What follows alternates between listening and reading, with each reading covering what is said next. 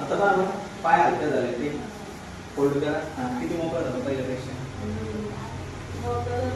किती येतो दुखतो पण हलका किती झाला पहिल्यापेक्षा? बरं आता तुम्ही म्हणून येतं किती त्रास होतो कशी फिरवता गुडघा मागे घ्या मग किती मोकळा झाला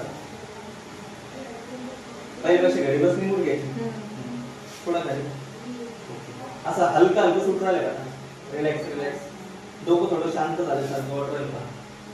वन साइड ब्रेक झालेलं आहे, ही साइड ब्रेक झालेली मोकळी वाटते.